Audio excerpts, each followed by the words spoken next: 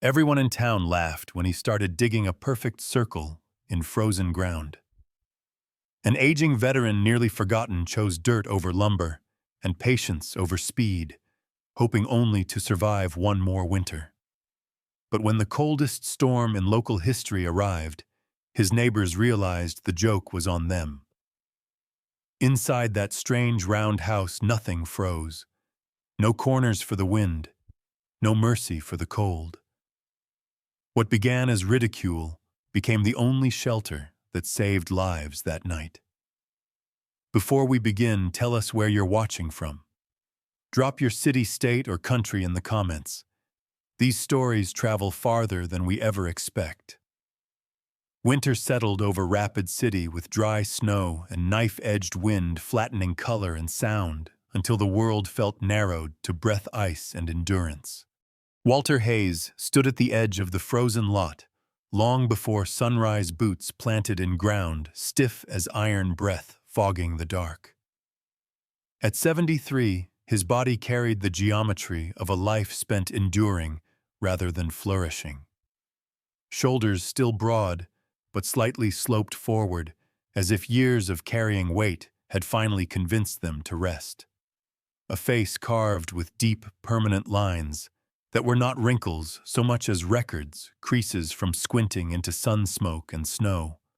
A jawline squared by stubbornness, and a gray beard kept short, not for vanity, but because long hair had once been something an enemy could grab.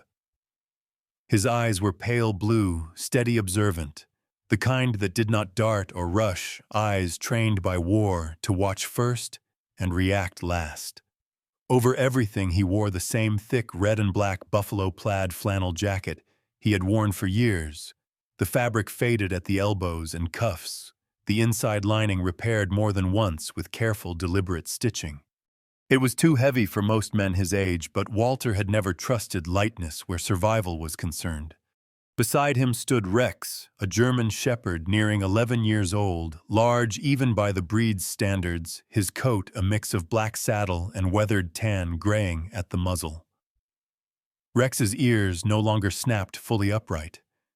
One leaned slightly softened by age and old injury, but his posture remained alert. His amber eyes followed the movement of the wind across the plain as if it were something alive. The dog had learned silence from his owner. He did not bark unless something truly mattered. His loyalty was not the frantic kind, but slow and absolute, shaped by years of quiet companionship, long walks in snow, and nights where both man and dog slept lightly, listening for sounds that did not belong. The lot Walter had bought sat on the outskirts of Rapid City, where the Black Hills began to rise, and the land forgot the rules of the town. It was not a place people hurried to claim.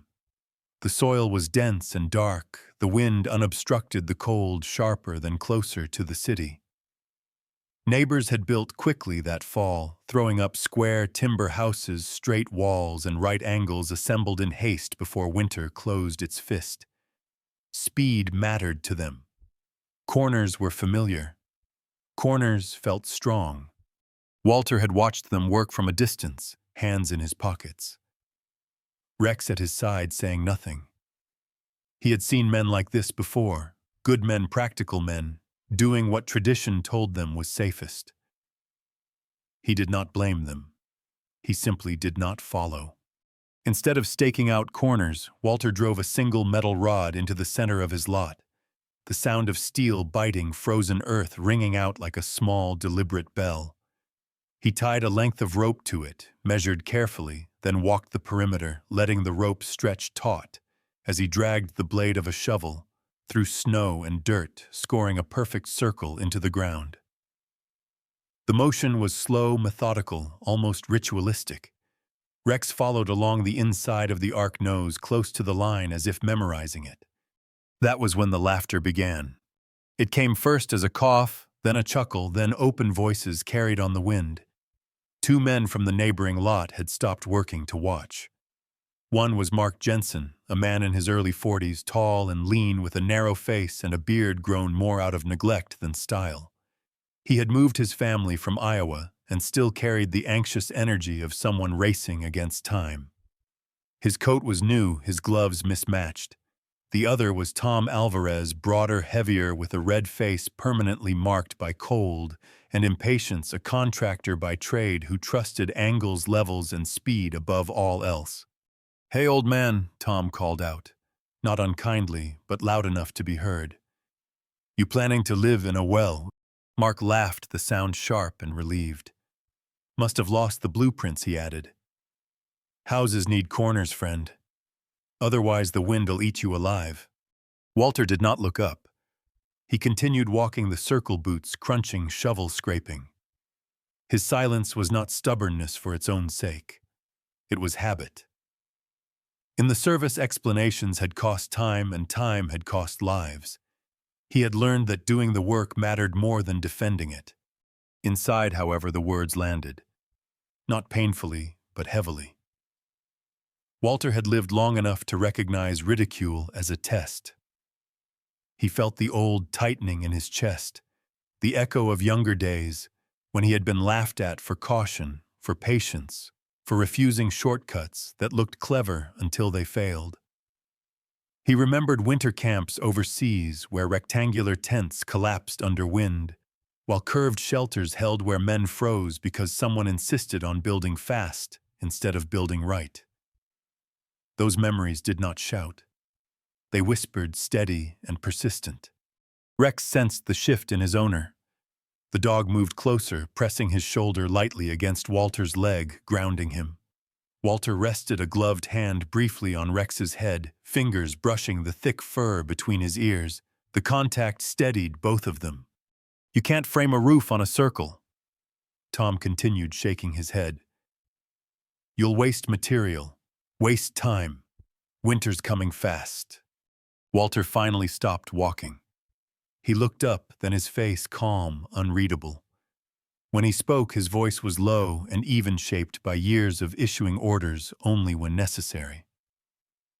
"Winter always comes," he said. "Nothing more." The men exchanged looks. Tom snorted. Mark shrugged, already turning back to his work. The laughter faded, carried off by the wind along with the sound of hammers and saws. Walter returned to his circle. As the days passed, the spectacle grew. More neighbors stopped to watch as Walter began cutting earth not randomly, but with care, shaping dense sod into blocks. He worked slowly, measuring, often aligning each piece along the curve he had drawn. There were no corners rising from the ground, no quick sense of progress that others could admire. To the casual eye, it looked like wasted effort, like a man too old to keep up with the world around him. At night, alone in his truck with Rex curled on the passenger seat, Walter allowed himself to think. He thought about age, about how the body betrays you quietly before it does so loudly. He thought about how many winters he had left, and how many of them he wanted to spend fighting the cold instead of understanding it. He did not need comfort. He needed reliability.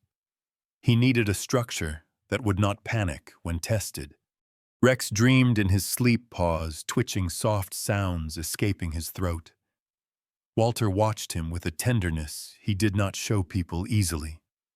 The dog had been with him since retirement, since the house that had once held a marriage and a different life had emptied out. Rex did not ask questions. Rex did not care about laughter. Rex trusted. That trust mattered. By the end of the week, the circle in the ground was no longer just a mark. It was a commitment. Snow filled it at night and was shoveled out in the morning. Wind erased footprints, but not intention. Neighbors continued to build straight and fast, their walls climbing upward, their confidence rising with them. They no longer laughed as loudly, but the smiles remained. The old veteran and his strange round idea had become a quiet joke, a story to tell over dinner. Walter did not hear those stories. He heard the wind. He watched how it moved across the land, how it struck flat surfaces and curled around curves. He felt it press against his jacket, probing, searching for weakness. He smiled once briefly, when Rex braced himself against a particularly sharp gust, instinctively angling his body to reduce resistance. The circle held. What no one else noticed that week was not the absence of walls, but the absence of hesitation.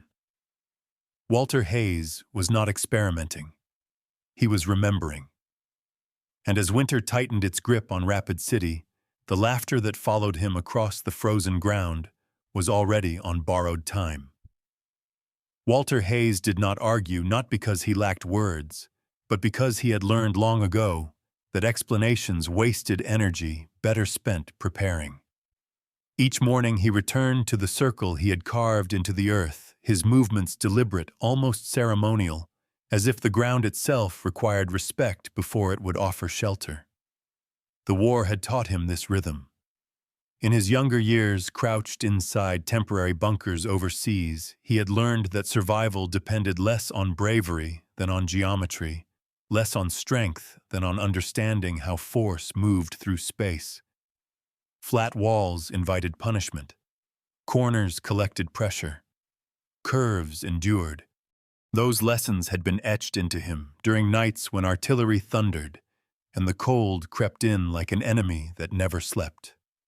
Now, decades later, standing on frozen South Dakota soil, those memories returned not as fear, but as clarity. He was not building a house. He was building a response to winter itself. Walter's hands were large-knuckled and scarred fingers, stiff in the cold but steady. He cut each sod block carefully, testing the density with the edge of his shovel before lifting it. The earth here was heavy with roots bound together by grasses that had survived generations of wind and drought. He respected that strength. Each block was laid in a gradual spiral, never stacking seams directly atop one another, never allowing a straight, vertical line to form. It was slow work. Pain settled into his lower back by midday, and his breath came harder than it once had, but he welcomed the ache. Pain, unlike panic, could be measured and managed. Rex remained close, always within a few steps, his broad paws resting directly on the exposed soil as if he were anchoring the place. The German shepherd had aged with Walter, his movements slower now, his muzzle silvered, but his instincts remained sharp. He circled the work area, sniffing the wind, occasionally stopping to stare toward the distant tree line with quiet intensity. Walter trusted those pauses. Rex had once alerted him to a gas leak in an old rental cabin, had growled low and insistent, until Walter noticed the smell and acted. Since then, Walter treated the dog's instincts as another tool no less valuable than a level or measuring tape. By the third week, the walls had begun to rise enough to draw attention again. The laughter returned, but now it carried a sharper edge mixed with impatience. Tom Alvarez stopped by one afternoon, wiping his red, wind-burned face with the sleeve of his coat. He leaned against his own half-finished rectangular house arms, crossed, studying Walter's work. "You're still at it," he said, not mocking this time, more puzzled than amused. "You know winter won't wait for craftsmanship, right?" Walter glanced at him briefly, nodding once, then returned to setting a block. He knew winter would not wait. That was precisely why he refused to rush. Another figure appeared a few days later, someone new to the area. Her name was Sarah Whitman, a woman in her early 30s who had recently moved to Rapid City after losing her husband in a highway accident the previous spring.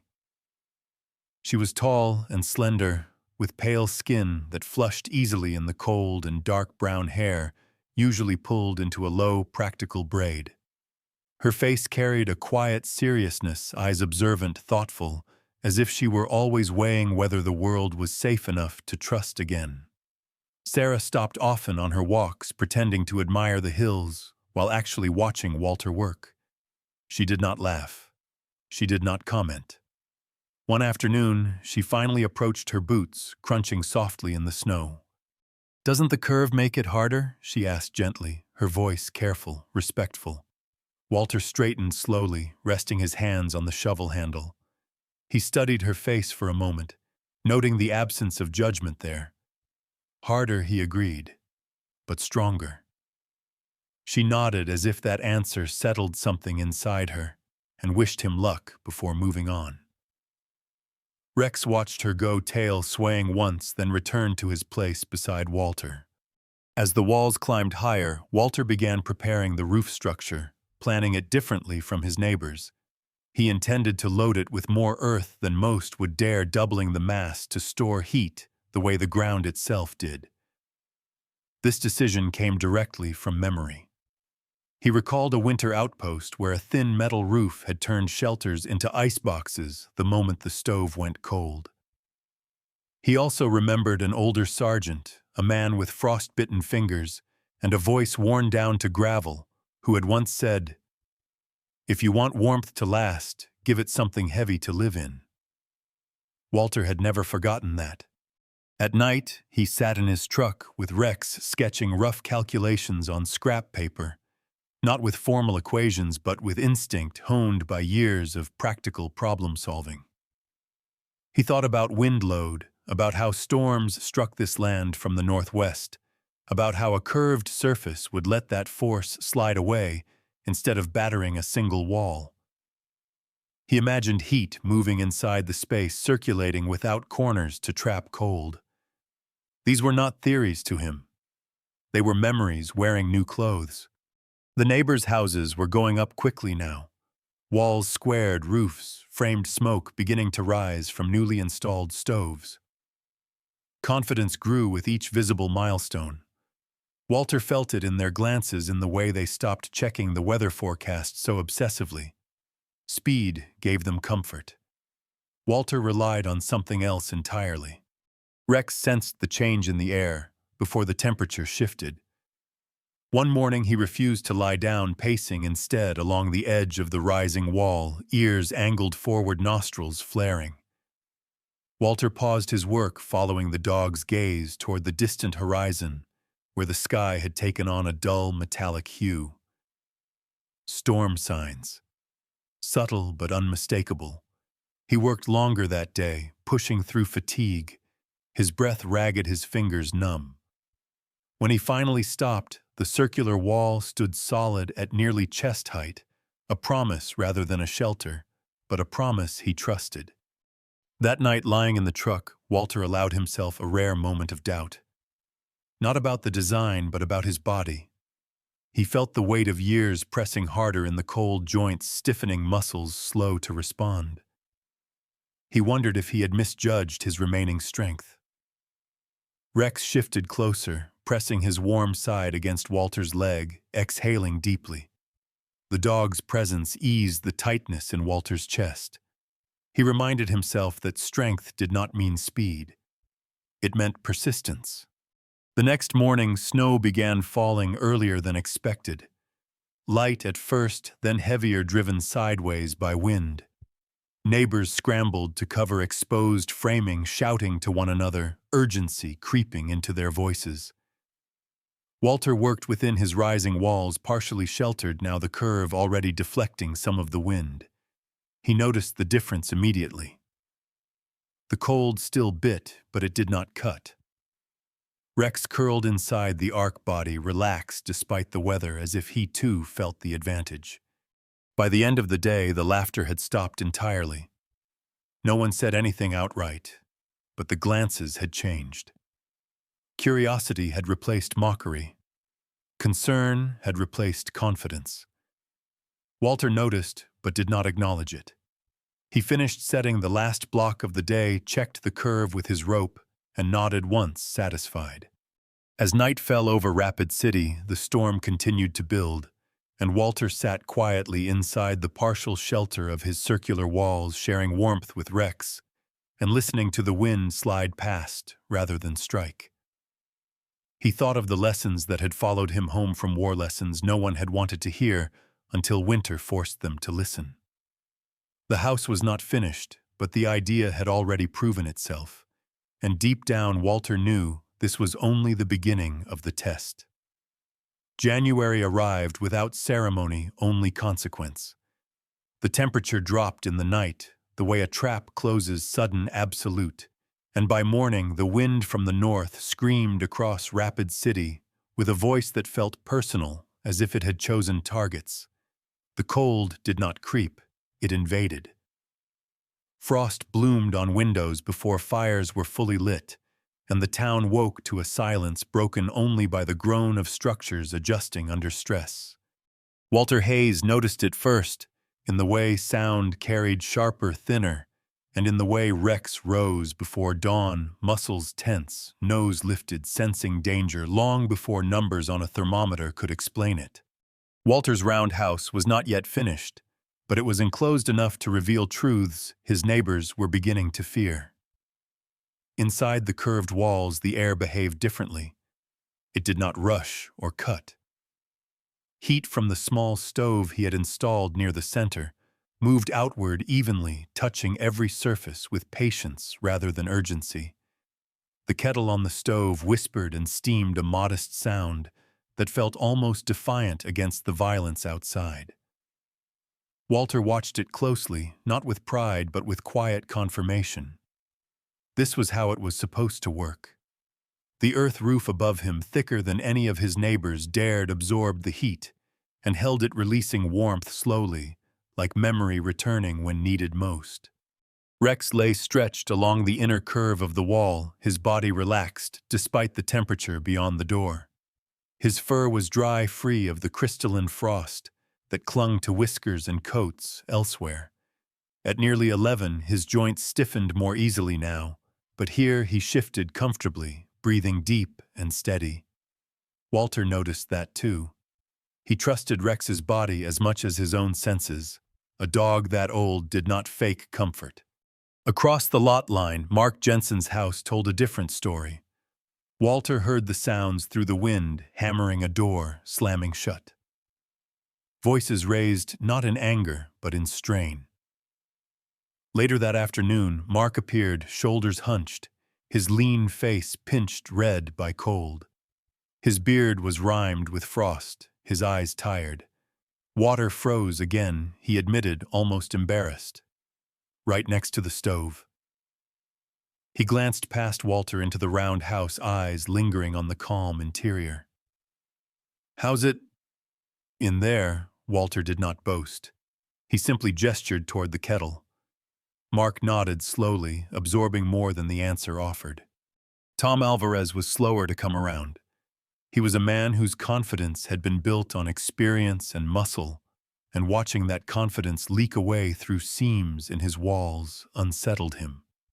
His square house, solid by conventional standards, had developed a persistent cold corner where the northwest wall met the roofline. Ice formed there each morning, no matter how much fuel he burned. Tom cursed the wind, cursed the wood supplier, cursed January itself, but he did not curse geometry, not yet. When he stopped by Walter's place, he did not speak at first. He ran a bare hand along the curved wall, feeling its steadiness, the absence of vibration, even as gusts slammed into it and slid away.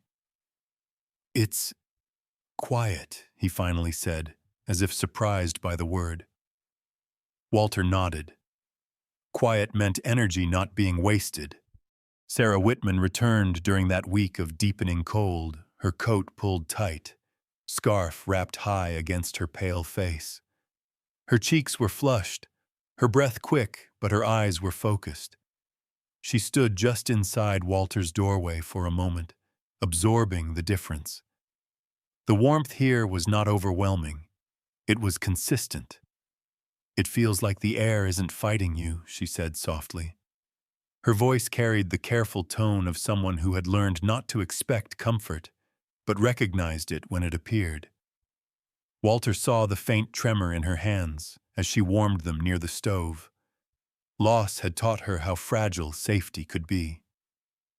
Rex approached her slowly, sniffed, then leaned his weight gently against her leg. She smiled for the first time since Walter had met her, the expression brief but genuine. The nights grew colder still. Outside temperatures plunged far below what the town had prepared for. Inside square houses, people adapted by shrinking their living space, hanging blankets, sleeping in coats. Walter observed this not with judgment, but with empathy. He had done the same once, long ago, huddled with men who had learned to measure survival in inches and hours. He remembered the sound of wind howling through sharp angles, the way corners became enemies. Those memories deepened his resolve. One evening, a new figure appeared at Walter's door. Henry Caldwell, a retired surveyor in his late 60s, shorter than Walter, with a stooped posture and a neatly trimmed white mustache. Henry had spent decades measuring land, trusting straight lines and right angles with religious devotion. His face was thin, thoughtful eyes magnified behind wire-rimmed glasses. "I've been watching your walls," Henry admitted, stepping inside and removing his hat. "Couldn't reconcile them with what I know." He paused, listening to the calm interior, feeling the warmth settle into his bones. "But I can't argue with results." Walter smiled faintly. Henry's humility mattered more than his approval. As January tightened its grip, the town's mood shifted. The laughter that had once followed Walter across the frozen ground vanished completely. In its place grew something heavier: attention. People noticed how snow piled unevenly against flat walls, but slid harmlessly off curves. They noticed how doors on square houses drifted shut with ice while Walter's remained operable. They noticed fuel disappearing faster from their sheds than from his. No one said it outright, but belief was being renegotiated. Walter felt the strain of the cold in his bones, but less sharply than he expected. The structure was doing its job, reducing the fight he would otherwise have been forced to wage.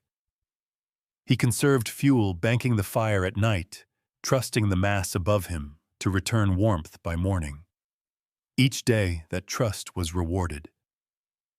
Rex slept deeper longer, his aging body grateful for the stability.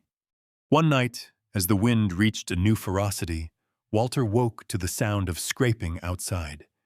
He rose carefully, joints protesting, and opened the door. Tom Alvarez stood there, face-drawn, eyes shadowed with worry. "My corner wall's icing up bad," he said quietly. "Kids can't sleep." He did not ask outright, but the request was clear. Walter stepped aside without hesitation. Inside, Tom's shoulders sagged as the warmth reached him. Pride loosened its grip. Rex watched him with steady eyes, then returned to his place by the wall. They sat in silence for a long moment, listening to the wind slide past the curved exterior. Tom finally exhaled. "Guess corners aren't always strength," he muttered. Walter did not respond. He did not need to. The cold was doing the talking now. By the end of that week, the town understood something it had not wanted to learn. Winter did not respect tradition. It respected physics. And as the deepest cold settled in testing structures and spirits alike, Walter Hayes's round house stood not as a curiosity, but as quiet proof that survival belonged to those willing to listen, adapt, and remember lessons paid for long before the snow ever fell. The blizzard arrived without warning, not as snowfall, but as force, a wall of sound and motion that erased distance and direction in a matter of hours. By late afternoon, the sky over Rapid City had collapsed into a single, colorless mass, and wind tore across the open land with such violence that even sturdy buildings groaned under the pressure. Walter Hayes felt it in his bones before he heard it fully, the deep vibration of sustained wind, the kind that did not gust and fade but pressed relentlessly, as if testing every structure for weakness. Rex rose from his resting place at once, hackles lifting slightly, ears angled forward, his body no longer relaxed, but alert in the way of an old sentry who recognized the beginning of a real siege. Inside the round house, the air remained steady. Walter adjusted the stove with care, not feeding it aggressively, but maintaining a controlled, efficient burn. Years in uniform had taught him that panic wasted resources. He checked the door seals, the vents, the roofline, his movements calm and economical. Outside, the first impacts of the storm revealed themselves. Wind struck neighboring houses head-on, slamming into flat walls and piling snow hard against corners. Walter could hear it even through the earth-packed walls, the hollow thud of drifts forming the sharper cracks as boards flexed under uneven pressure. The curved walls of his own house responded differently. Wind slid along their surface, diverted rather than resisted, and the sound softened into a continuous, muffled rush. As darkness fell, early visibility dropped to nothing. The town's lights vanished one by one, swallowed by snow and ice. Somewhere nearby, a door slammed shut and did not reopen. Another sound followed, a shout carried briefly before being torn apart by the wind. Walter's jaw tightened. He had expected this. He had prepared for it. Still, the knowledge did not lessen the weight of what was coming. The first knock came shortly after dusk. It was faint at first, almost lost beneath the storm, but Rex heard it immediately. The dog moved to the door, standing squarely in front of it, posture firm. Walter opened it to find Mark Jensen barely recognizable beneath layers of snow and ice, his beard frozen stiff, his eyes wide with fear and exhaustion.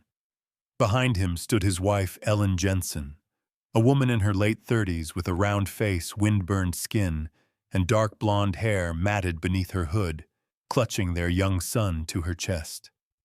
The boy, no more than 6, was silent, his small face, pale lips trembling. Walter stepped aside without a word. Inside, he said simply. The warmth hit them instantly. Ellen gasped, not theatrically, but in the involuntary way of someone whose body had reached its limit. Mark sagged shoulders, collapsing inward as the fight left him. Rex circled them once, sniffing, then moved away, satisfied. Walter guided them to the inner curve of the wall, instructing them where to sit, how to remove wet layers, where to place boots so moisture would not spread. His voice was low, even carrying authority without urgency. It was the voice of someone used to managing crises where hesitation could cost lives. Within the hour, others arrived. Tom Alvarez came next, his broad frame bent against the wind, carrying his teenage daughter Maria, whose dark hair was crusted with ice, her cheeks raw and red. Tom's usual bluster was gone, replaced by a rigid focus, jaw clenched, eyes fixed forward. He did not speak when Walter opened the door. He simply nodded once, gratitude and humility contained in the gesture. Maria looked around the room with wide eyes, taking in the calm, the warmth, the absence of chaos. She sat near the wall, knees drawn up, breathing slowly, as color returned to her face. Sarah Whitman arrived later, guiding an elderly neighbor, Mrs. Helen Brooks, whose small frame shook violently despite layers of clothing. Helen was in her late 70s, short and thin, with wisps of white hair escaping her scarf, her skin translucent with age and cold. Sarah's face was tight with concentration, her usual reserve replaced by quiet determination. She spoke gently to Helen, encouraging her step by step, her tall, slender body acting as a shield against the wind. Walter noticed the care in her movements, the way she positioned herself between Helen and the worst of the storm without thinking. Loss had sharpened her sense of responsibility rather than dulled it. By midnight, the round house sheltered 9 people and 1 aging dog. The space was crowded but functional. Walter managed it the way he once managed a squad, rotating positions near the stove, monitoring breathing and color, ensuring no one drifted too close to the fire or too far from warmth. He rationed fuel, carefully banking the fire when the earth roof radiated enough heat to carry them through, then feeding it again before temperatures dipped too far. The thermal mass above them worked silently, steadily, releasing warmth accumulated earlier in the evening. There were no cold corners, no dead zones. The air moved gently, evenly, as if the house itself were breathing. Rex lay down at the center of the room, not asleep, but watchful. Children leaned against his thick fur without realizing it, finding comfort in his steady presence. His eyes opened whenever the wind surged particularly hard, but he did not rise. He trusted the structure now. Walter noticed that too. Outside, the storm reached its full fury. Wind howled at a sustained pitch that rattled less resilient buildings to their core. Snow drove horizontally, burying doors, sealing exits. Somewhere in the distance, a roof failed with a sharp crack followed by the unmistakable sound of splintering wood. Inside the round house, silence settled, not the silence of fear, but of concentration. People spoke softly or not at all. The truth was unfolding without speeches. At one point, Tom broke the quiet. "I built fast," he said, staring at the floor, his voice rough. Thought speed was strength. Walter did not answer immediately. He watched the fire adjust at a vent, then spoke. "Speed has its place," he said. "So does patience." Tom nodded, swallowing hard. Near dawn, when the storm finally began to ease, exhaustion weighed on everyone. Yet no one was hypothermic. No one was injured. The house had held. When Walter finally opened the door again, the landscape outside was unrecognizable, drifts piled high against flat walls, doors buried, paths erased. Several houses bore visible damage, walls, bowed roofs strained under uneven loads. The round house stood intact, its curved exterior dusted rather than buried, its door functional. No one spoke for a long moment. The truth required no explanation.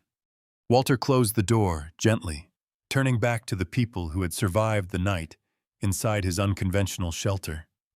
He felt no triumph, only a deep, steady confirmation of lessons learned long ago and applied when it mattered most. The storm had passed judgment, and it had been unforgiving to belief untested by reality. Morning after the storm did not arrive gently. It crept in low and gray, revealing a landscape reshaped by force rather than time. Snow lay in heavy, uneven drifts, packed hard against flat walls and piled deep at corners where the wind had found something to hold on to. Several square houses bore visible scars, bowed walls, split seams, doors frozen shut beneath compacted ice. Smoke no longer rose from some chimneys. Others leaked heat, visibly vapor escaping through cracks like breath from a wounded body. Against that battered horizon, Walter Hayes's round house stood quietly. Its curved exterior dusted rather than buried, the door opening without resistance, the structure unchanged in any way that mattered. Walter stepped outside slowly, Rex at his side, both of them blinking into the weak daylight. The old soldier felt the fatigue settle into his bones now that the tension had passed. His shoulders sagged slightly, and for the first time in days, he allowed himself to acknowledge how close the storm had come to demanding more than he could give. Rex stretched, shook snow from his coat, and trotted a short circle around the house, nose low, confirming what Walter already knew: the shelter had done its job. People emerged cautiously from damaged homes, moving carefully across the frozen ground, as if the land itself could still turn against them. They looked toward Walter's place, not with curiosity now, but with something closer to reverence. Tom Alvarez approached first, his broad frame moving slower than usual, pride stripped away by a night of helplessness. His face was drawn stubble, rough along his jaw, eyes shadowed but clear. He stopped a few steps from Walter, hands shoved deep into his coat pockets. "You saved my daughter," he said plainly. There was no attempt to soften the words, no humor to hide behind. Walter met his gaze and shook his head once. "The house did," he replied. Tom swallowed, nodded, and for the first time since Walter had met him, said nothing more. Mark Jensen followed his usual nervous energy, replaced by quiet sobriety. His son walked beside him, now color returned to the boy's cheeks, small fingers wrapped around Mark's glove. Ellen Jensen trailed just behind exhaustion, etched into her face, but relief visible in the way she stood taller than before. Mark looked at the round walls, then at Walter. "I thought fast meant safe," he admitted. "I was wrong." Walter rested a hand briefly on Rex's back, feeling the steady warmth beneath the thick fur. "Fast gets you inside," he said. "Understanding keeps you there." Throughout the morning, more neighbors arrived. Some asked questions immediately. Others simply walked the curve of the wall, hands pressed against earth and sod, absorbing the difference with their senses before trusting it with their minds. Henry Caldwell came with a notebook tucked under his arm, wire-rimmed glasses fogging, as he stepped inside the lingering warmth. He moved slowly around the interior, measuring by eye, muttering to himself about surface area, load distribution, wind vectors. "We were taught straight lines because they're easy to draw," he said quietly, "not because they're always right." Walter smiled faintly at that. Sarah Whitman arrived later, her long coat brushing the snow, dark braid loose, now strands of hair catching the light. She looked different than she had before the storm, tired, yes, but steadier, as if something inside her had settled into place. She helped Mrs. Helen Brooks walk carefully back toward her own home, now damaged, but standing. Helen's thin face was pale but determined. "I slept warm for the first time in years," the older woman said, squeezing Walter's hand. The words carried more weight than praise. They were a confession of vulnerability, and Walter accepted them with a nod. As the day wore on, conversations shifted from survival to rebuilding. Questions became more technical. How thick were the walls? How was the roof supported without corners? Why didn't snow pile up the same way? Walter answered when asked, never lecturing, never embellishing. He spoke in practical terms, grounded in experience rather than theory. He explained how curved walls distributed pressure evenly, how thicker roofs stored heat instead of losing it, how eliminating corners removed the places cold liked to hide. When he did reference the past, he spoke of it briefly not as a hero story, but as a series of hard lessons learned when mistakes were not forgiven. Rex lay nearby throughout it all, head resting on his paws, eyes half-lidded but alert. Children approached him cautiously, at first, then with growing confidence, hands sinking into his dense fur. He accepted the attention with dignified patience, his presence a silent reminder that protection did not always come with noise or force. Walter watched this with quiet satisfaction. The dog had always understood what mattered. In the days that followed, Rapid City began to change in small but meaningful ways. Repairs to square houses included rounded windward walls, thicker insulation doors repositioned away from prevailing gusts. New construction paused as people reconsidered what they thought they knew. A few brave souls began sketching circles instead of rectangles. Not perfect circles, not yet, but the idea had taken root. Speed was no longer the only virtue discussed over shared meals and borrowed tools. Walter returned to his routine, finishing the final refinements on his house, reinforcing, where needed, smoothing, where time allowed. He did not become a leader or a teacher in the formal sense. People came to him not because he demanded attention, but because the storm had answered their questions more convincingly than any argument could. He welcomed them all, offering guidance when asked, silence when it was enough. One evening, as the sun dipped low and the snow reflected a softer light, Walter sat on the threshold of his home, Rex. Beside him, watching smoke rise gently from chimneys across the land. The wind still moved, still cold, but its voice had changed. It no longer sounded like a threat. He thought about the laughter that had once followed him across this same ground and felt no resentment toward it. Laughter, he knew, was often just ignorance wearing a smile. Winter had stripped that away, leaving understanding in its place. Walter had not built the round house to prove himself right. He had built it to endure, to protect, to give himself and others a chance to see another morning. In that he had succeeded. The lesson left behind was not about shapes or materials alone, but about humility before nature and respect for knowledge earned the hard way. As Rex leaned against him, warm and solid, Walter closed his eyes, briefly content in the knowledge that some truths did not need to be spoken aloud to be remembered. Sometimes the miracle is not fire falling from the sky, but wisdom placed quietly in the hands of someone willing to listen. God does not always protect us by removing the storm. Often he protects us by teaching someone long before the storm arrives how to build a shelter strong enough to endure it. In our own lives we face winters too, seasons of loss, doubt, illness, and fear. And just like in this story, what saves us is rarely speed, noise, or pride. It is patience, humility, and the courage to trust lessons that have already been proven. If this story touched your heart, share it with someone who may be facing a hard season right now.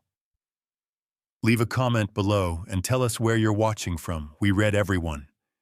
And if you believe there is value in stories that honor wisdom, resilience, and quiet faith, please subscribe to the channel so more people can find them. May God bless you and your household. May He place warmth in your home, strength in your heart, and peace in your nights. And may you always be guided before the storm arrives.